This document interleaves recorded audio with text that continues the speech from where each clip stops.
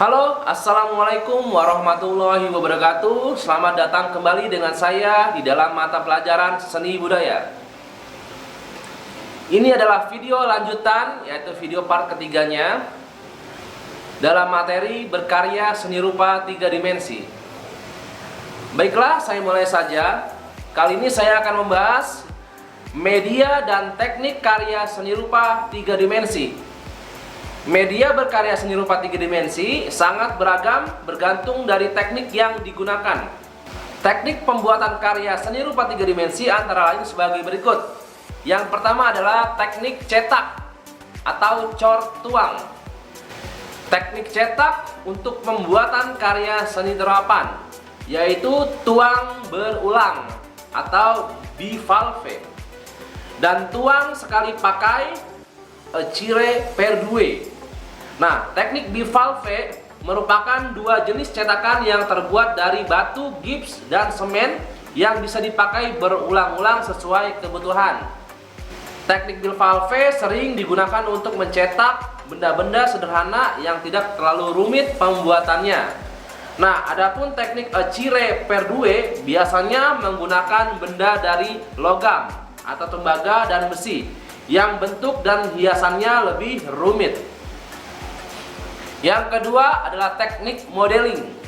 Nah, teknik ini adalah teknik membuat suatu bentuk dengan cara memijit, meremas, dan membentuk sesuai bentuk yang diinginkan.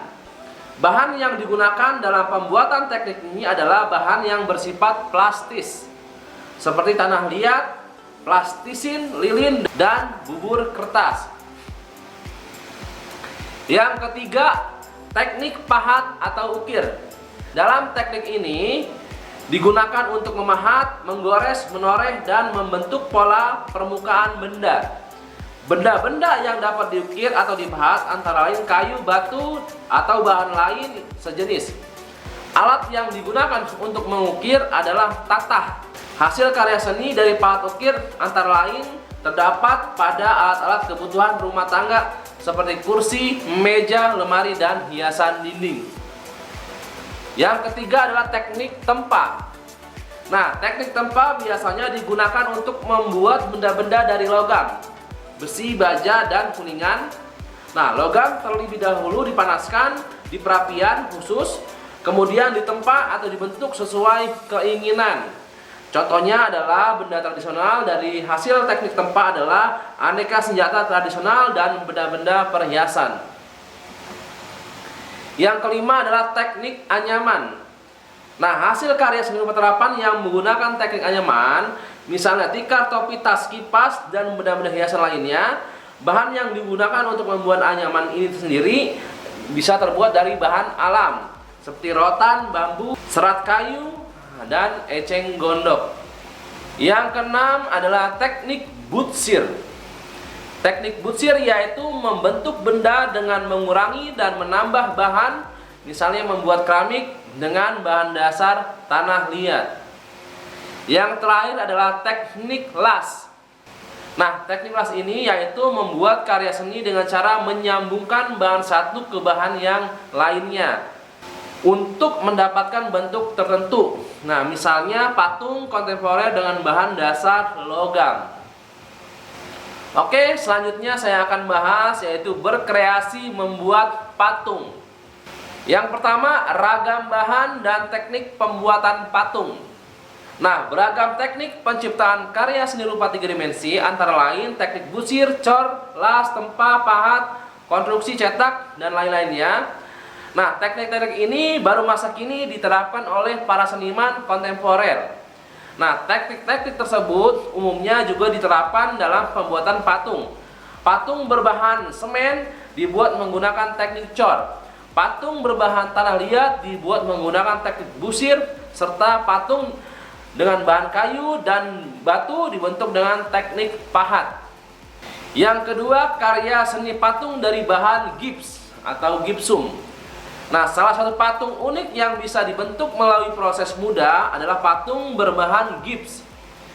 Gips termasuk jenis benda buatan bertekstur kasar, keras, serta berwarna putih menggunakan bata putih. mirip dengan bata putih. Namun gips dalam seni pahat tergolong benda dengan struktur materi yang lunak karena mudah dibentuk. Hal ini berbeda dengan batu dan kayu yang strukturnya materinya kasar ya atau keras. Gips bisa dibentuk menjadi patung dengan aneka model termasuk relief atau ornamen ukir. Lalu yang ketiga, membuat patung dari bahan gips atau gipsum. Nah, untuk membuat patung gips, bahan dan alat yang dibutuhkan yaitu sebagai berikut. Yang pertama, serbuk gips. Nah, biasanya tersedia di toko-toko bangunan atau sediakan secukupnya. Selanjutnya, pahat. Bisa pahat ukir atau pahat grafis. Bila tidak ada, bisa diganti pisau kecil atau cutter besar. Yang selanjutnya adalah botol air mineral atau wadah berbahan plastik lainnya. Nah, ini untuk mencetak serbuk gips. Yang keempat, palu pahat ringan. Nah, bila tidak ada, bisa diganti dengan bahan yang berfungsi untuk pemukul pahat. Gips untuk pembuatan patung ini harus dibentuk terlebih dahulu melalui proses, karena bentuk asalnya berupa serbuk.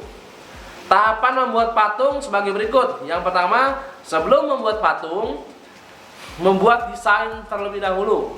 Selanjutnya, botol plastik dipotong sebagai ujungnya, lalu serbuk gips dimasukkan kira-kira 3/4 ukuran botol. Masukkan air ke dalam botol sehingga penuh. Oke, itu tadi adalah media dan teknik karya seni rupa 3 dimensi.